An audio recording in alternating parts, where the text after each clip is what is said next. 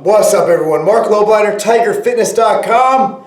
From Joshua Dolman on my Facebook page, I would like to answer this question. It's about how to fight cravings, and that's something we get all the time. When you're dieting, when you deprive yourself, you get cravings. And I'm going to go into two ways to go about it, and they're both from differing schools of thought, and you can take which one of them works best for you. Now, one way of doing it is it's avoiding the trigger. Now, what do I mean by that? There are such things, and it's documented psychologically, known as trigger foods. And I remember when I was a kid in second grade, they made us do Dancing with the Oldies with Richard Simmons. You know, the funny dude, just crazy stuff, right? So I remember he said something, he's like, it's okay to eat one or two cookies, just don't eat the whole box. However, what trigger foods do is that once somebody gets the taste of that elixir, it's kind of like alcoholics not being able to drink any alcohol. You can't, quote unquote, fall off the wagon. Sometimes people get that taste, they fall off the wagon, they can't control themselves. They just eat and eat and eat. So for some people, it's completely cleaning up the diet. I remember I read an article, I believe it was Chris Aceto, back in the early 2000s, that he had a client who couldn't help night binging. So what he'd do is he'd leave out oranges and fruit on the way to the kitchen. So by the time he got to the kitchen, he's fulfilled some sweet cravings and prevents him from eating every single pastry in the kitchen. And he would remove the junk food from the house. It's a very extreme case. I've actually never heard of that happening other than outside of that article. So, you know, my whole thing is, if you do have a trigger food issue you can't stop, you don't have the willpower to stop that, I would consciously avoid eating those trigger foods or anything that could trigger a complete relapse into eating unhealthy or going well over your macros where you're going to gain fat. You see what I'm saying? Now, the other school of thought is to avoid deprivation. That's where if fit your macros or flexible dieting comes in.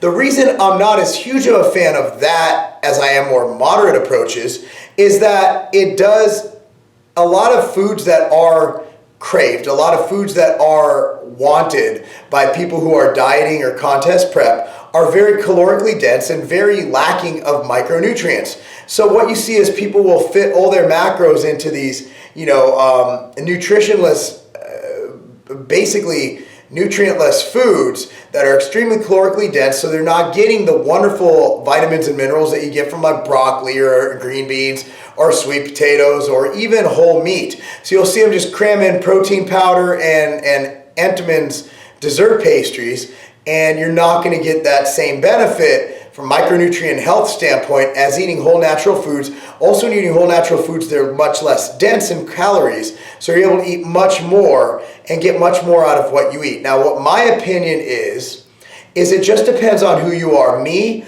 I don't crave food, so my opinion is, why would I force feed myself something that might not be as good for me? I'm not saying there's a good or a bad food. Once you start pigeonholing foods into good or bad, that's where things get stupid. So I don't want to force myself to eat something that's like a dessert that I might not crave as much as something like white rice. You see what I'm saying? Or something like a sweet potato, or something like white rice is pretty nutritionally void, so that was a bad example. But something like a sweet potato or something like an apple or a banana, I'd much rather eat that based on, what I enjoy and how I perform better the next day. However, some people might like to take those calories and give themselves a little treat, and by having that little treat, it will prevent those cravings. So it just depends on your personality. I don't think we can blanket statement that, flexible dieting is always better, or bro dieting, or strict clean dieting, whatever you want to say, clean dieting. What do? Clean your food to Windex? Yeah, I get it.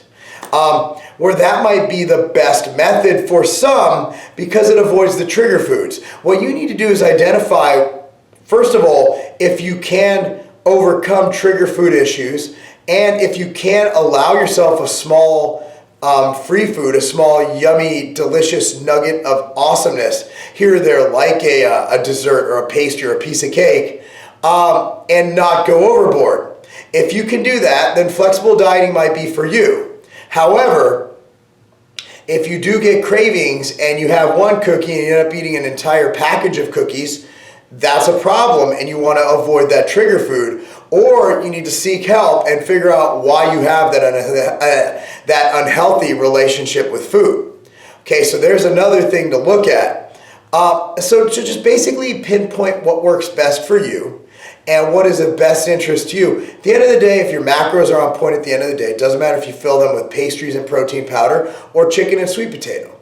But I want to see people get the healthiest whole natural foods like veggies and fruits and all that, all the color hues and all that good stuff. I just want to make sure you do it healthy. But however, we aren't all alike. We don't all react to situations and stimulus alike. So we need to take that into account. So all of you who say flexible dieting is the best for everyone, you need to check yourself before you wreck yourself. And all you people who say bro dieting is the only way to lose fat, you better take a look at the guys who really get in great shape using flexible dieting.